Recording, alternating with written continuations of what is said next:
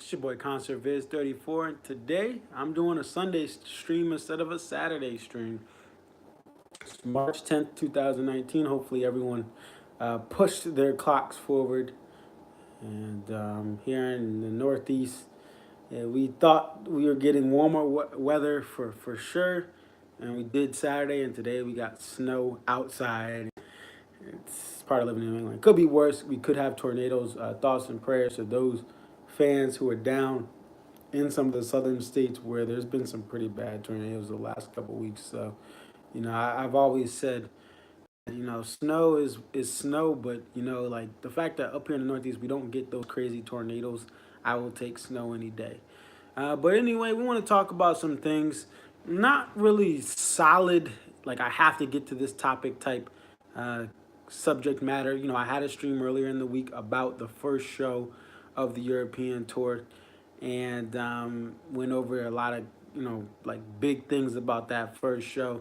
And but we want to talk about the European tour, some of the other shows that came out, and also what I think makes the ultimate DMB set list. So let's get it started with fans getting you know opportunities to see Dave Matthews in Europe. This is as far as the fans seeing Dave, after shows or in the street, and they're having more access to get photos with him. A lot of people that are traveling, I'm seeing a lot more people having, the few people that are traveling from the States to these shows, that if they stay around, they figure out where he's staying, Dave is allowing them to take photos. He is being more open to the fans. And the thing is, there's just going to be less fans in Europe. This happened on the tour a couple years ago. I saw people, hunting him down back then to take photos with him.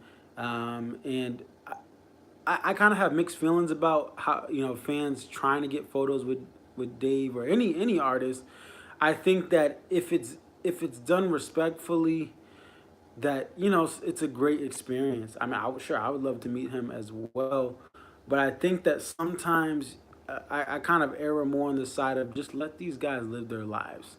If you see them in a public forum where they are, it's more of a photo opportunity, it's one thing. But when you see them on the street, yeah, hey, look, I'm not gonna tell you, hey, don't you ever talk to Dave ever, but I just kind of say, like, hey, let these guys live, let these guys ride their bikes, especially when they're with their families. Let them just hang with their family. I know they're grateful for the fans. Without the fans, they would not be where they are. They have to have fans to support them and cheer them on. But it's just like sometimes it's a little bit excessive. But I love Europe because they get a lot less of this than in the States. I think it's just horrible the way people stalk and creep the band out, and really just literally they know their family's there and they're just ignoring them, annoying them, or trying to get, hey, can I get this, that. It's just, it can be a little too much sometimes. And I kind of side with the artists to say, just let them try to have as normal of a life they can. Yes, you signed up to be this and that and that. Okay, yes, but still, it's a little obsessive and excessive how we follow and gotta get a selfie. Okay, you got a selfie. Okay, like you have to have that selfie, otherwise your life is ruined. Like, no, chill, relax.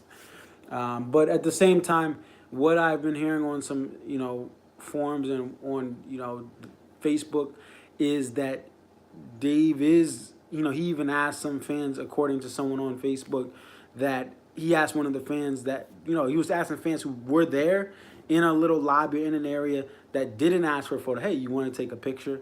And I think he's just doing that knowing that if anyone comes to Europe, if they're a European fan, they hardly would ever have the shot to see him, and he's trying to be more open, which is dope.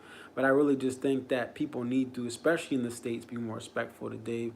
And but it's cool that he is opening himself up to people there, even asking them if they want a photo for coming out, whether they live in Europe or they traveled out to Europe.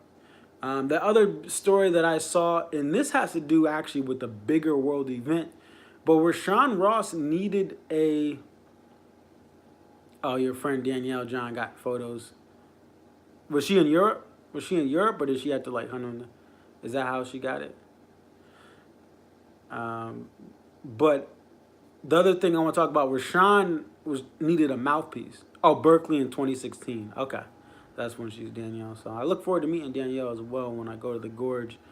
There should be a good time out there. But Rashawn needed a mouthpiece for one of his horns, and you're in Europe. You can't just get something shipped overnight from the States. So he has to go to a music store in Paris. Now, Paris is having protests. There's a yellow vest movement. They are just, you can look it up. I'm sure many people know about it, but it's actually, what's interesting is this is a movement that doesn't really, it's not one political party. It's just certain people that are fed up with certain fuel taxes that were added, certain other disparities that are making it so people that live in rural areas or non-urban areas, they are kind of suffering because of the policies of the French government, and the middle class is suffering. They want certain taxes they used to have on the rich. They want to have a lesser burden. They don't want fuel taxes, and they're literally, I mean, this has been an ongoing thing since the fall. They've been taking over squares and areas in France. Now, how does this relate to Rashawn? Well, Rashawn's trying to get an Uber to a music store.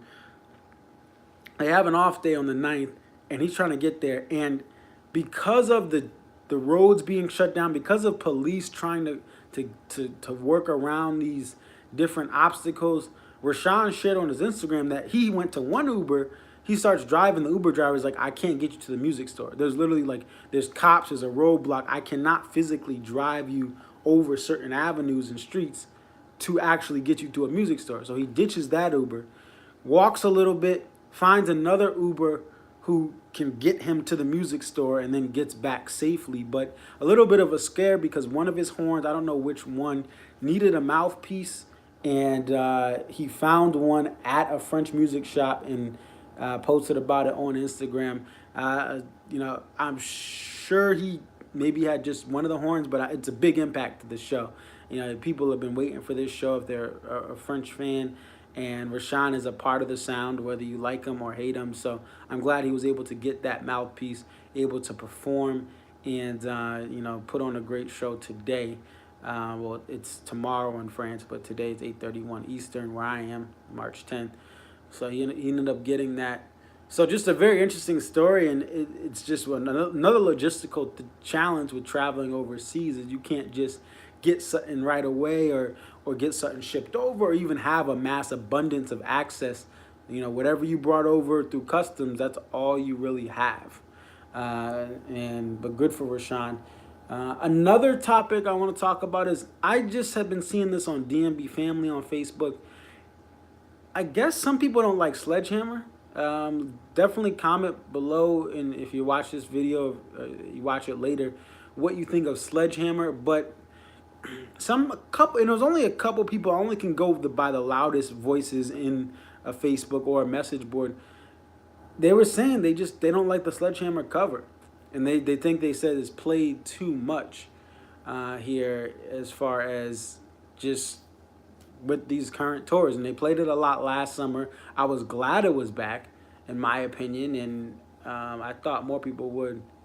What, ridiculous? So do you like Sledgehammer, John? Like, you think it's ridiculous they don't want it to be played, or you think it's ridiculous they play it? Because I'm a Peter Gabriel guy. Yes, it's his mainstream cut. If you're, it's the biggest. Don't mind it, but definitely not a song. Right. And that's why I'm shocked is that someone was complaining about Sledgehammer. I like it. And I would rather have it than a lot of the new Dave Matthews Band material, which is my argument. The logic of a lot of fans who do have opinions about set lists. Yeah, right. Of all the songs, John says, of all the songs of Constant Repeat, why Sledgehammer? I agree 100%. Don't Drink the Water. That needs to go away. You and Me, I would like that to take some time off. Jimmy Thing, I would like that to take some time off. And it's just interesting that people are that's a song that triggered that. And maybe it's just, again, on the internet, you're hearing the loudest voices. And sometimes my voice is the loudest. And I don't represent everyone else.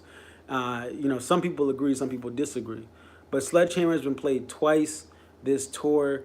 I played today and played for the first show, but I like it.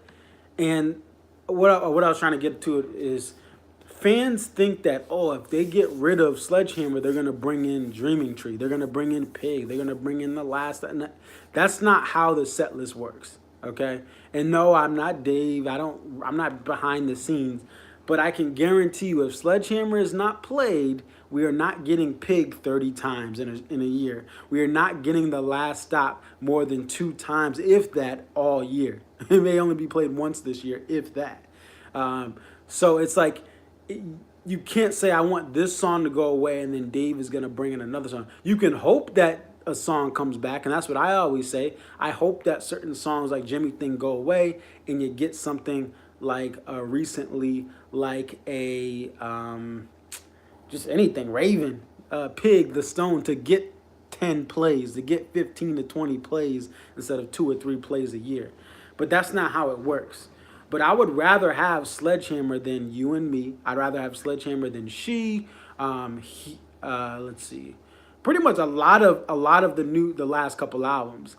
If Only, Mercy, Seven, Why I Am. I'd rather have Sledgehammer more than all of those songs. Don't Drink the Water, Samurai Cop. Like, I'd rather have Sledgehammer over that. It's a song that is very fun. When it was played at SPAC, I was going nuts. The crowd was going nuts. And I was dancing uncontrollably. And I'm not typically a dancer at shows, but I mean, it's a dope song. And also, it gets fans that are maybe there for the first time, maybe into other types of music. It gets them engaged in the show. And that's why I like it. So I was just a little shocked. Maybe it was just a one-off. Maybe it was just someone with an obscure opinion. But hey, if more people think like that, maybe it is something. But I'd rather have it than a lot more stuff that's there. This gets me to what I think my ideal set is, which I want to talk about.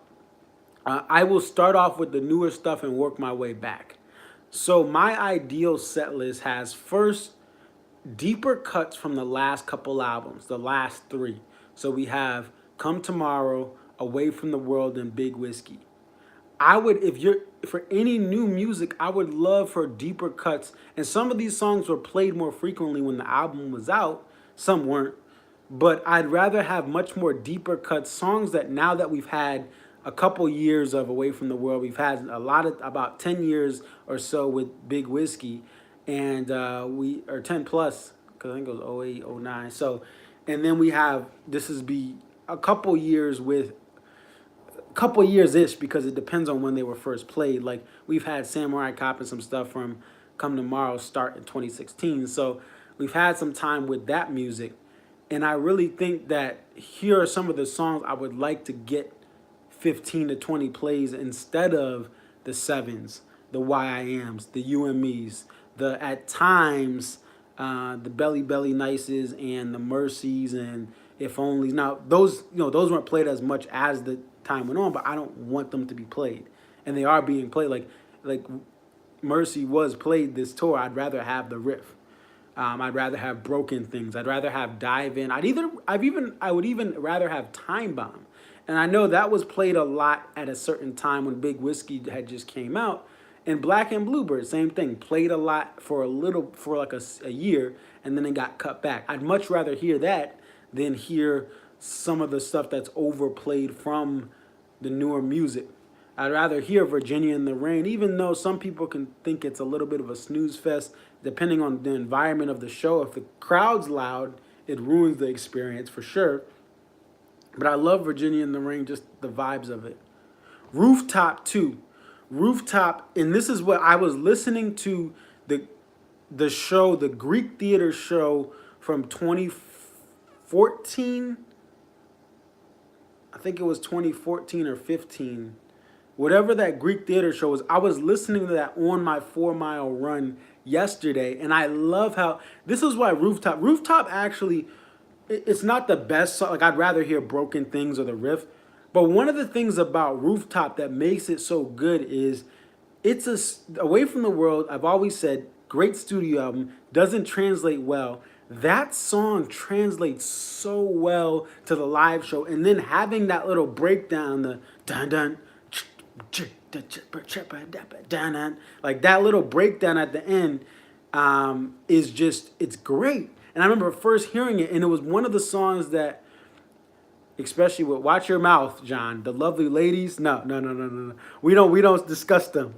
The only lovely ladies we know around here are our mothers. You know. No, but I just well, um, dreamed I killed God. People, life in the rain. Run while we can. Great. Those are deep tracks. Yeah, Patrick. Those are gonna be.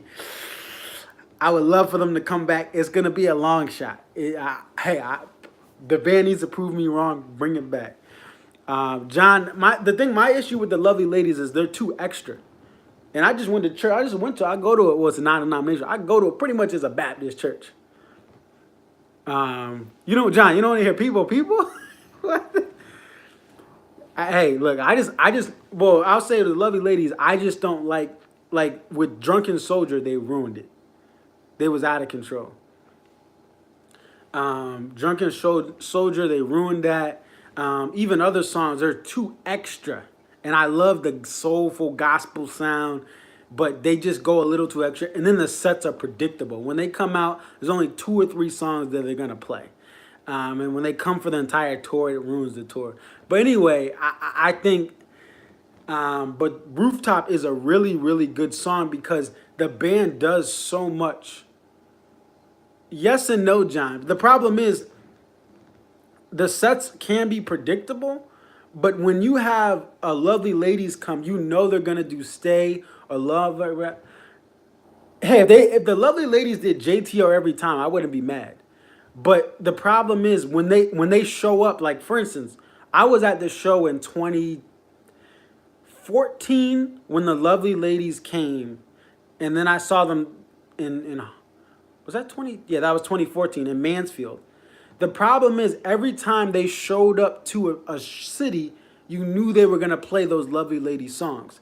D&B sets can be very predictable, but they do at the same time, you don't know what type of set you're going to get at the end of the set. So you get the songs 15, 16, 17, and 18 of a set. When the Lovely Ladies are there, you pretty much know what they're going to do.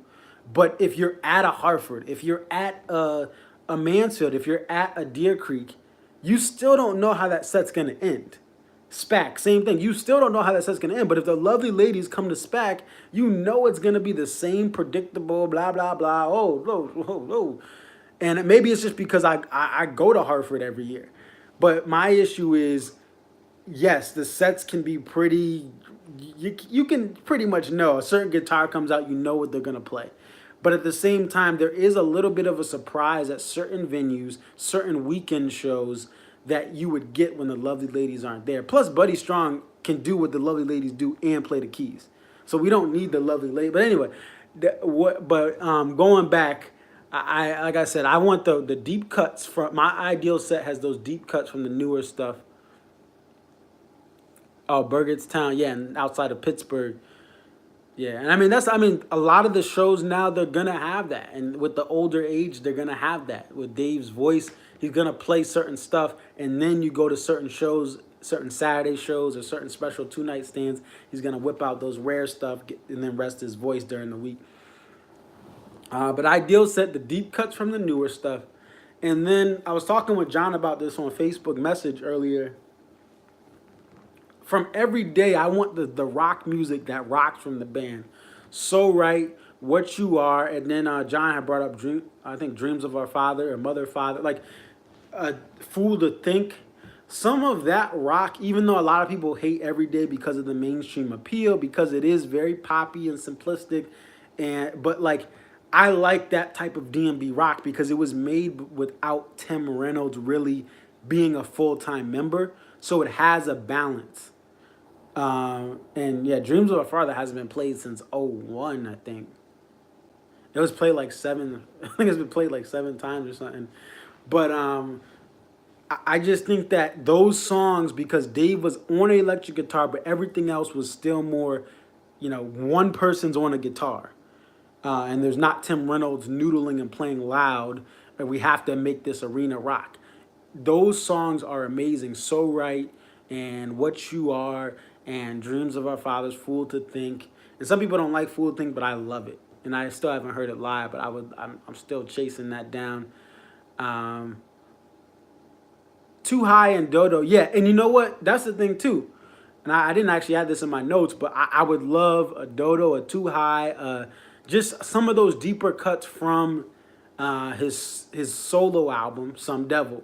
Like they play the Some Devil, Stay or Leave, So Damn Lucky. Those are always played, but just having a deep cut from there, like a Dodo, yeah, I mean, a Dodo or Too High. Like I don't want to hear Oh again. I've heard that so many times in the encore night once, but it's just like that stuff is amazing. And the thing about Some Devil, just like What You Are, just like Before These Crowded Streets, there's a dark part of Dave that is beautiful. There's a struggle and a pain in Some Devil that is beautiful. And that's my favorite part of the band is the struggle and the darkness and the fears that Dave had. And he can't write that stuff ever again the same way. But that's what I want to hear in the sets. And after that, after the everyday type thing and stand up, I could go. I mean, I could go an entire set without a stand up song, so I don't even mention that. But certain things sound better with Buddy. But we're gonna just skip stand up, and then any music that was played by the band from um, the songs that hurt to write are the Patrick. I agree. And some of the positive stuff, like some people, a lot of the fan base loves the positive stuff of D&B, and they're known for their upbeat and positive stuff. But there's a lot of dark stuff. There's a lot of melancholy stuff. There's a lot of like happy dark stuff, like "Lie in Our Graves," and that's Dave at its best, at his best. And the other part is just any songs from the beginning of this band to 2001. That includes the busted stuff. And I know some of that doesn't make its appearance until after '01. Certain stuff like You Never Know is made later. But just anything from busted stuffs, the unreleased stuff, Crash, Before These Crowded Streets, except I would say Satellite and Don't Drink the Water. I would like Satellite to go away because the band, with the full band, it just doesn't sound as great. Dave solo and Dave and Tim, it's a beautiful song. Now I'm not waiting for Dave and Tim's shows to hear it, but it's a beautiful song when you can hear Dave's guitar, when there's not a lot of noise from Tim, and Don't Drink the Water, same thing, too loud and too fast. Red Glare and Drive Me Away. I would love that, John. I don't think the band's gonna play those because they're, especially like Red Glare, like it just, they weren't finished in early home. Right, those songs aren't finished, but that's the best D&B. The unfinished or the 75% done Dave Matthews Band songs are the best songs in the world. Raven and Bartender, before they were fully done, were better. Captain, in its Lily White Sessions-esque vibe, was better. And I don't know. It's just I would love a lot of the earlier stuff except Satellite and Don't Drink the Water. Unless they're gonna slow down Don't Drink the Water and they're gonna turn down Tim and Don't Drink the Water. It's just it's overplayed. And I know it's a song about, this issue that is really a big part of American history, but you don't have to play it everywhere. Give it a year off. Give it some time off and bring some of this old stuff back. And then the other thing I wanted to talk about is the sound that I like from the band. I like more jazz and less arena rock.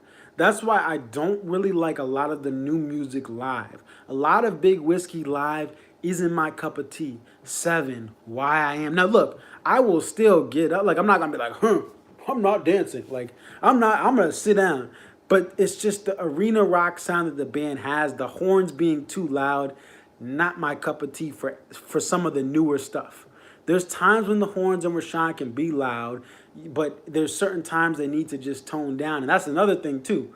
Less horn, less woodwinds from Jeff, and more jazzy. That's why I like Lying in the Hands of God. I know some fans don't, but the new Lying in the Hands of God, it's just, to me, is amazing. The da da da da da da da da da, like that new thing.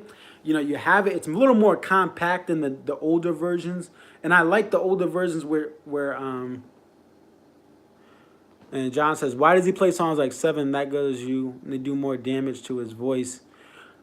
I agree. I agree too with that. It's a good question, John.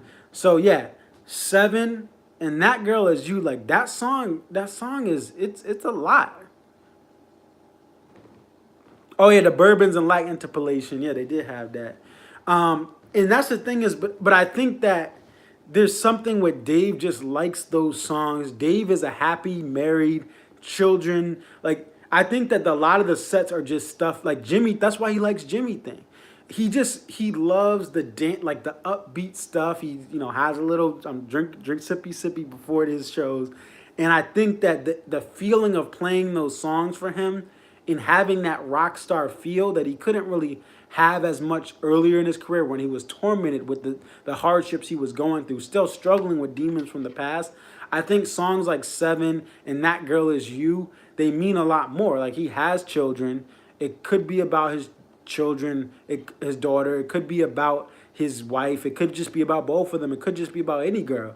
And I think that he's just so happy that Come Tomorrow and Seven and Why I Am are just, that's what he is now. He's not the same guy you got on stage in 99, 2000, 2001. But I agree that those songs ruin his voice just as much as The Last Stop. What would you rather hear? The Last Stop. Patrick, yeah, he's old enough to be my father. I'm 28. I don't know how old you are, Patrick, but I'm 28, about to be 29. So he could have, he could have had me and said, "Who, I got to start a band." He had me in 1990. Said, "Hey, I need to start getting this band." Oh, you're 27. Oh, okay. But I think that the more jazzy parts, that's why I even like A Black and Bluebird. That song has a more acoustic feel. Tim is not as loud on that song, and it's just a beautiful song. And the songwriting to me is great. I think Black and Bluebird's one of his great newer songs that he wrote actually now. Because even like, and Here On Out's another example of that. But even Come On was written back with the Batson Sessions. I'm like, I was like, this song is really, really well written. Oh, it's from '06. Okay, that's why. Like, it's just, there's certain stuff that I would like to see back, and there's a certain vibe. Now, I still think that I enjoy this band. I enjoy Buddy Strong. What I do like from this band so far, with this new lineup, is Buddy Strong. What song? Patrick says Virginia in the Rain sounds like a track from these Before These Crowded Streets. How so? I guess it has a journey to it, and a lot of Before These Crowded Streets are journey songs. Pig, it's a journey. Dreaming Tree's a journey. The Stones, a journey. The Last Stop is a journey, and it's a story in a journey. Don't Drink the Water is a story. So I guess that's probably what you mean is the music evolves over the song, even if it goes back and forth between stuff. And that's why I think the more I think about it, the more I just think Before These Crowded Streets is the best album. There's certain stuff that is missing. Like if you listen through the albums in order, and you listen to, Remember Two Things, and then Under the Table and Dreaming, and then Crash. Before These Crowded Streets, it's in and it's out, and it's like, hey, where are the other songs? Like it seems shorter, even though it's a long album. It's like over an hour, but it's like it's darkness and light back and forth. But that's what makes it great. But it's also like I remember the first time, a couple times listening to it, I'm like, where are the Lie in Our Graves? Where are the just the other stuff from Under the Table and Dreaming, like the range? It's dark and light, but that's what makes it so great. It's a beautiful album that just has a bunch of songs that evolve and grow. And I just like it because, again, it has you have a Pig and you have a Rapunzel and but then you have The Stone and you have Dreaming Tree. It really is a balanced album. You have a Stay, but then you have a Last Stop. And it's D&B really at its finest. To have those songs, and even those songs translate well. Right in this, slower tempo, right, like Dreaming Tree. Yeah, so I guess you could say, yeah, Virginia in the Rain does have that little slower, and it really is like even the Before These Crowded Streets theme of like looking back. Virginia in the Rain is a reflective, nostalgic piece of just remembering what like Virginia in the Rain, because he doesn't live there anymore. He's in Seattle. So he's writing this song, and he's in Seattle, but he's remembering those early days.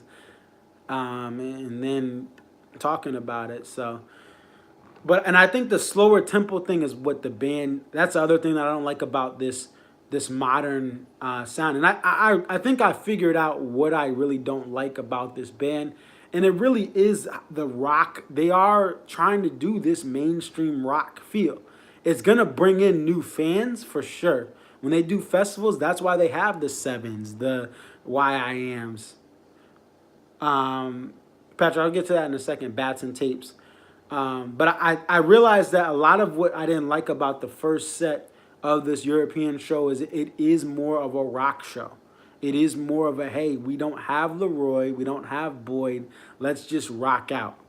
And I think that certain stuff works, and I think it's not bad. Like, it's not like, oh, I can't look at this set ever. Like, it's probably a good, they were good shows. I from the videos, people were rocking, and it gets new fans in. But for the fans who joined because of the jazz, the soul, the blues, well, not really soul, but the jazzy, funky type stuff, it's, you know, it's for us, it's like, hey, I love rock. I mean, you look on my Twitter, I was playing Disturbed's first album, Linkin Park, um, you know, the Foo Fighters. Like, I listen to a lot of rock, but I don't go to D&B for rock. I go to it for its jazz and its blues. What did I think of the Batson Sessions? I did make a video on that. You can check that out, Patrick, if you haven't. But what I think about the Batson Sessions is, I think again, it shows you that this band, Dave specifically, the unfinished stuff is the best stuff from the band. I mean, you have these jams like the ABC jam, right? And if you just play that as an instrumental, that's dope. Now, maybe because this doesn't have lyrics, it doesn't, the mainstream fans aren't gonna like it, but it's still really upbeat and, hey, grooving and moving. Like, you don't have to put lyrics to it. You can just play it. But they won't do that now. I think it's because it's an incomplete song. Dave's like, nope, it's incomplete. We're shelving it. Same thing with some of these songs that are incomplete. I thought they were beautiful. And then you hear Come On, Come On. I'm like, this is why this is one of the best songs on the new album, because it was written back in '06. I just really think it comes from a time where, again, Dave was writing very well. To have Shotgun, to have all this stuff. And I don't care about the quality of Shotgun. The fact that I have a studio version without a crowd, without a live audience, and I can run to that is what I love about that. The other song, I meant to give this to my brother. By the way, maybe I'll post a link in here. My brother is a rapper. His name is The Young Prophet. And he has his friend 2G Dave. And they actually got a song on Spotify's one of their playlists. Someone from Spotify spoke with him at a show I went to support my brother. He was an opener. And but anyway, Soprano Guitar is a track that I would love a rapper to spit something on. You know, get Black Thought from the Roots, get anyone. You know, get Nas on it, get Jigga. Like, anyone, just any rapper spit over Soprano Guitar. I thought it was a dope little track that's like a little shotgun almost outro or shotgun intro. And but I loved it's that extra hour I love. No. But I really love the Batson Sessions, and it proves yet again that this band has a lot of great ideas they never finish. They have a lot of great jams that just were jams, and I want this band to jam. Even if you saw, I pointed out the What You Are on my Twitter a couple weeks, I think it was a week ago.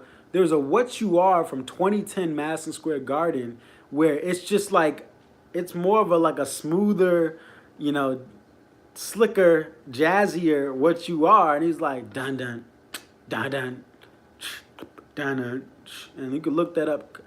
Just look up What You Are Madison Square Garden 2010, or look up in the right. Patrick says bands can make millions off the songs that Dave has thrown away. Oh yeah, like A Dream So Real. That song could be played. That song could be played just in a movie. Like, someone could sell that to a soundtrack. That could be that could really be a Broadway track. They could make that up, sell the lyrics, sell the key, sell the different themes of music, and that's on a Broadway track. Toy Soldiers. I mean, just everything that they've kind of abandoned it could make bands now. It may not be as mainstream. It may be another jam band, another niche band that only plays festivals or only has a like can only sell out like a House of Blues, but their fan base would love it. And some of his best songwriting, and look, he's the musician, and I write poetry. I do spoken word poetry. SoundCloud ONEALM O'Neal MONEALM. You can check me out there on my SoundCloud. I do poetry and I write, and there's certain stuff I abandoned for many reasons. And some of it just I don't feel comfortable sharing. Like it may be a story about someone that I don't really want to share that. This was a thought that's kind of short-sighted. But I understand stuff like that. But the stuff that he's not releasing, it's not like it's controversial or it's whatever. Like it's good music. But again, everyone has their insecurities with their music, with their writing. I certainly do with the way I play guitar, the way I write at times. I don't feel as confident with certain stuff. I'll still play it and I feel vulnerable, but I feel like, I don't know how this is. And people love it. You know, some of the stuff I've written, I'm like, I'm not sure. People are like, oh, that's dope. But I think that's another thing to keep in mind is the band just, people are, so many artists feel like, oh, this isn't the one. And some of those songs are the biggest hits of certain bands. They're like, I don't know if this one's going to hit. The label tells them, hey, don't make that a single. Don't make that a single. And it's like the biggest hit ever. Like, and that's what happens. Certain things touch people and touch a certain amount of people in unknown ways.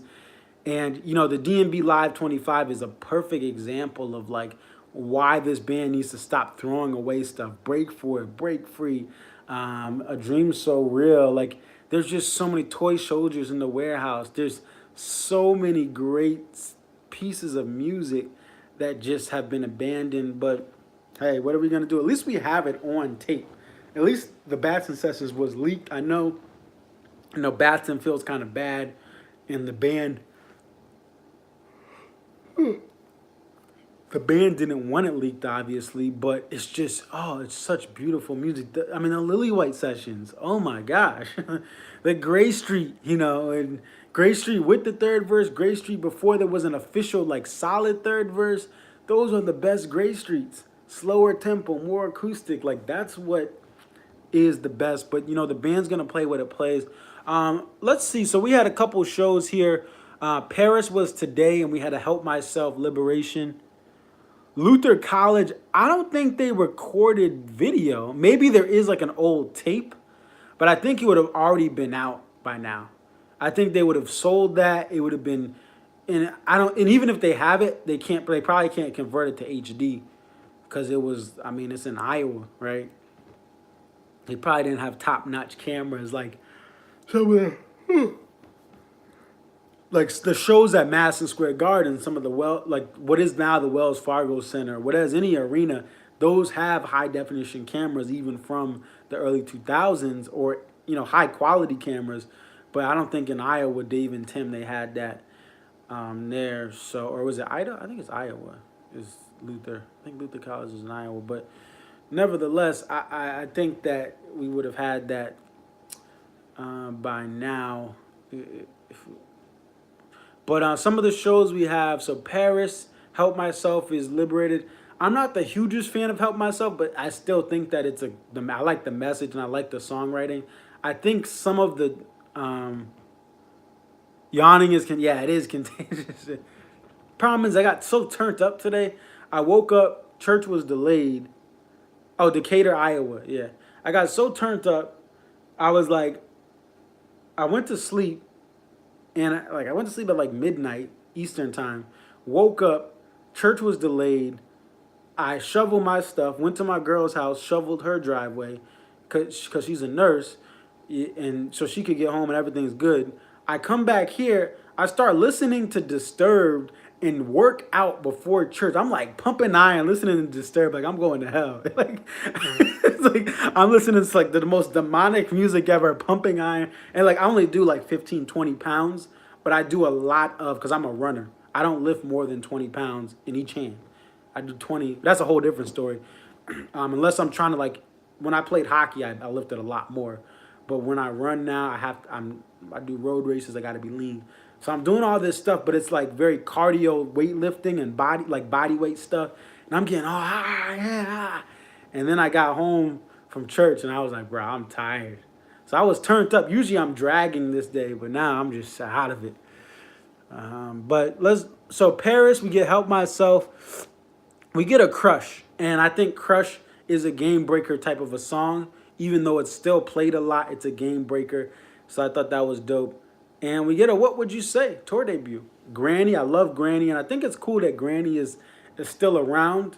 I mean, Dave could have easily just thrown it away, like a lot of other great old songs, like recently, which doesn't exist anymore. Um, but the set list was okay. Some people think this is the best one so far. I mean, you have a Crush, you have a Here on Out. I don't mind Here on Out being played every night. I think it's a beautiful song. I still think the other show, going back to Dusseldorf, that to me that's the best show of the tour so far. Just by the set. Again, I'm not there. I don't know. Like Dusseldorf, which song? It's fun to play on guitar. Um, I don't know which song you said.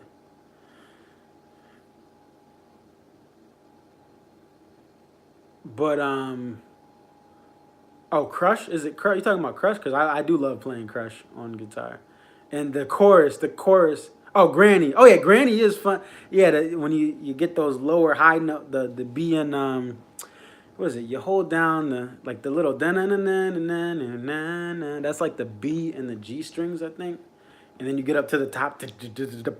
Yeah, it is. I still can't get the timing down sometimes for Granny, but yeah, it is a fun. Oh, Granny is a fun song.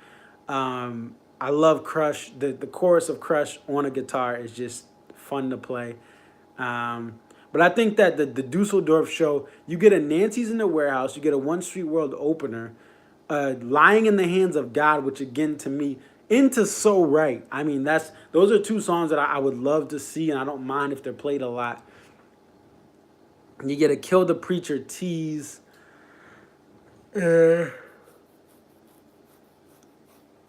After that, it does kind of slip away. Like you get Don't Drink the Water, Why I Am, Jimmy Thing, Satellite. But Granny and Gray Street, okay, that's cool. And I like Can't Stop as the encore one spot, the E1 spot, mixing it up, having a Can't Stop instead of something else. And also, Can't Stop is a cool song to have there because it's like it's setting you up. It's like a song that maybe is not as much of a safe bet. It's got that groove and funk, and you don't get that a lot of times in that E1 spot. So to have a I can't even. I'm trying to beat by it, but like that, have that little groove. I think it's dope that they had that, and then Watchtower there as well, which is a great song. Although I still would take a DMB song to close out a show. Watchtower is amazing in some aspects, but other times I'm like, like I would rather have them close out with something they like one of their songs. Even if Watchtower was in like the end of the set. But I like when they close with a DMB song. So I thought that the Dusseldorf show, from just looking at the set, would be the set that I would want to see the most. Because you have just so right, Lying in the Hands of God, Nancy's in the Warehouse. Those things alone are what would make that set great. And just like I saw last summer, very top heavy. Digging a Ditch, yes, it is a. Digging a Ditch, it depends. Like, it's a beautiful song, but like sometimes it's like when you're looking for something else and that's what's played, you're like, ah. But it's a beautiful song. It's a beautiful, beautiful song. The horns on it are just great. And everything is just, it's a beautiful song. But hey, bring back Busted Stuff. Speaking of Busted Stuff, bring back, like, that's what I would love to see. And I think just going even to the set list thing, I'm not asking the band to play a bunch of stuff that's unrealistic. I just want a couple things like, why can't Pig or The Stone? Like, I know those are tough songs, but like, just have a song, like, even if you just pick The Stone, okay? And it's a tough song to play, but for Dave, I don't think it's that hard vocally to me. Like, it's just, the guitar part is hard. But just pick a song, Pig, The Stone, even just a Raven, or just something that, like that could be played 15 times in a tour, 20 times in a tour, instead of Samurai Cop being played 20 times or 30 times in a tour. That's all I'm asking. I'm not saying they have to play out the songbook.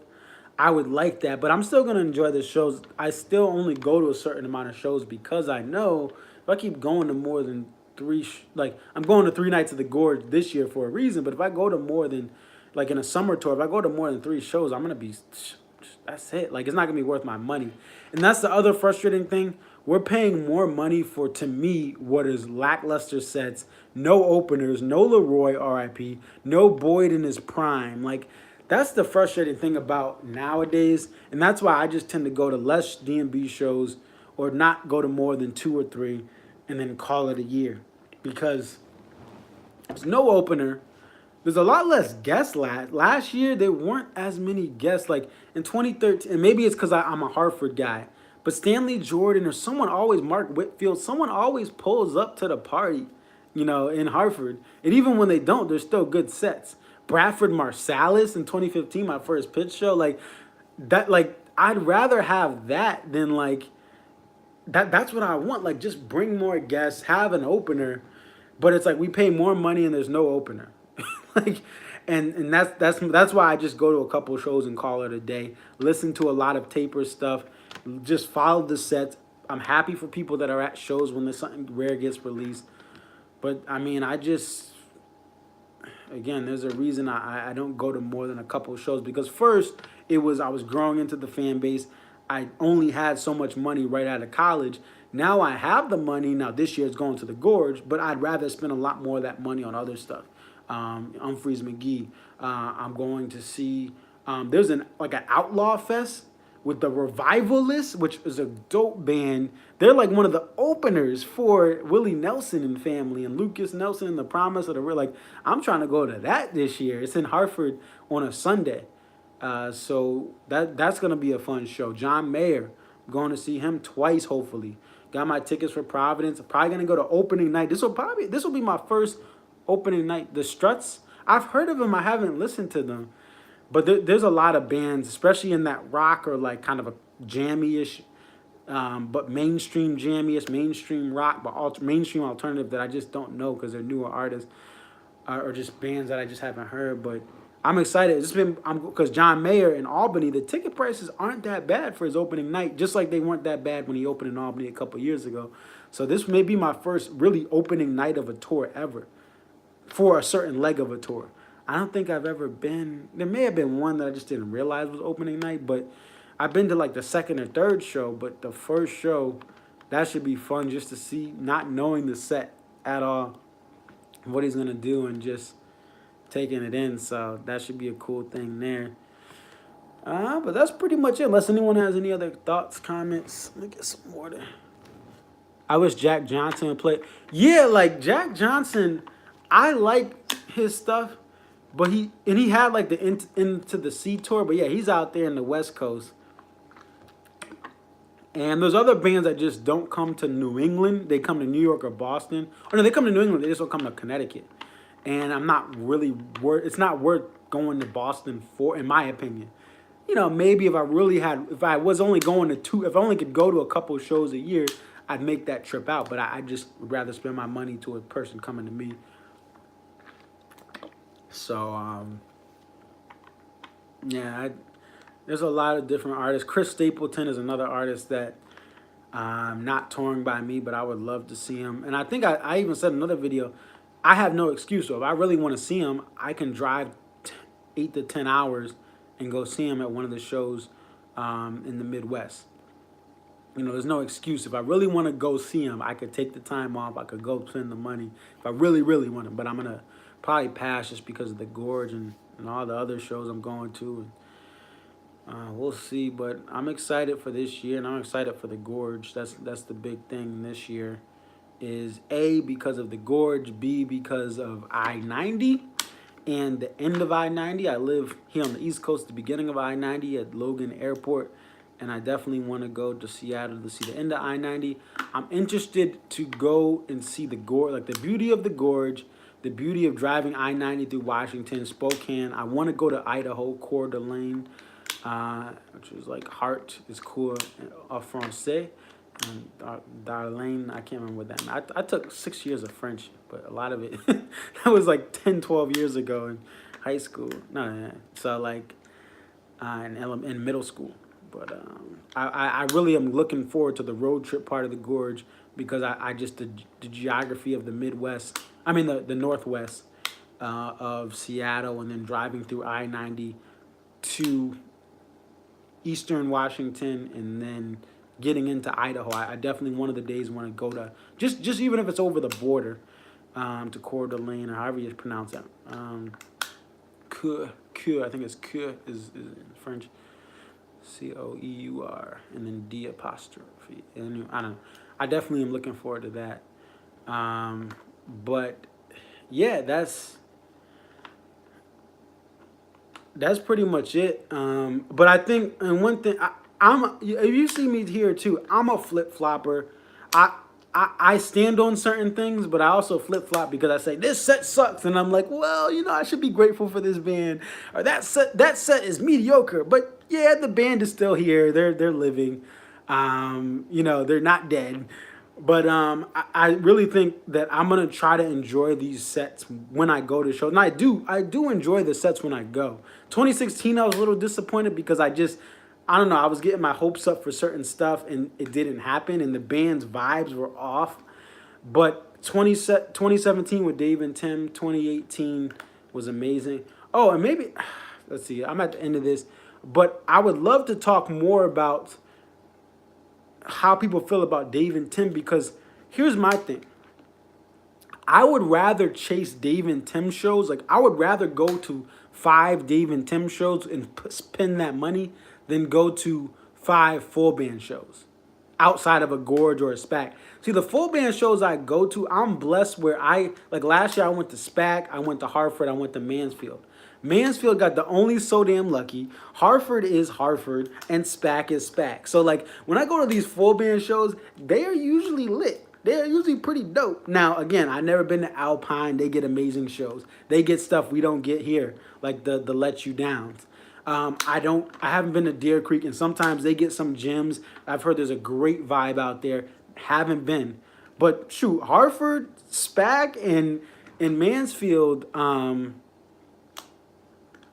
Like, those are dope shows. So like if I live somewhere else in the country, like if I live down south, I would be a little like, for the one show a year to come by me and like they close out with Shake Me Like a Monkey, like they did in Alabama, Orange Beach.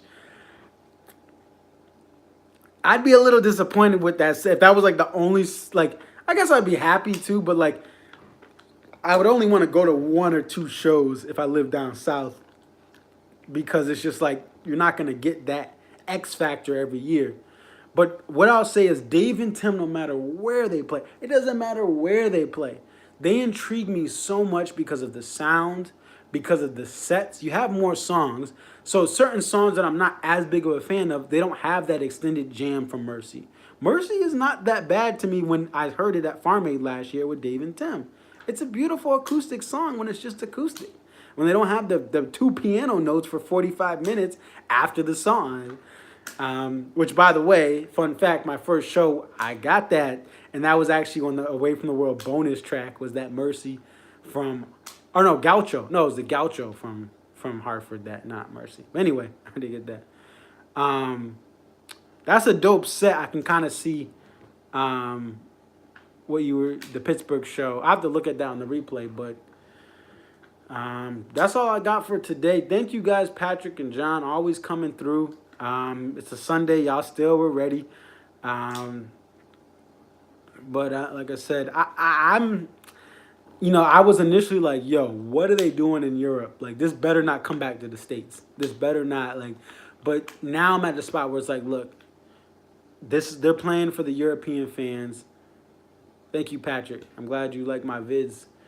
I always appreciate, I don't take you guys for granted, even though it's like 2 or 3 of y'all, like that's all I want. I just like connecting with D&B fans, and I look forward, John, to pulling up to the Gorge and maybe catching you. And I don't know about SPAC, cause that's going to be tough with you being in limited window here in the Northeast, literally from the airport there back. but I'll try to see what I can do with that, even if it's just half, meeting you there, since you have a ride. But anyway, I'm excited for what the band's gonna do, and I think Buddy Strong is just the guy. When I go to the shows, even if I get a cookie cutter set, Buddy Strong is gonna be a reason that I'm just like pumped up, because he's bringing energy to the band. He's bringing these different things, even to like a Funny the Way It Is. His little solo changes the dynamic of that. His playing changes the dynamic of Gray Street with the organ, even though I think Gray Street is too fast. So changes the stand-up stuff.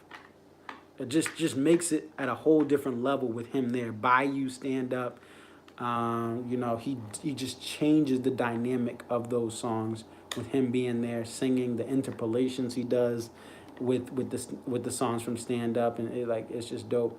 But let me get off. It's 55 minutes long, and it's 9:19. I gotta, I don't know, get ready for the work week. Start ironing some stuff and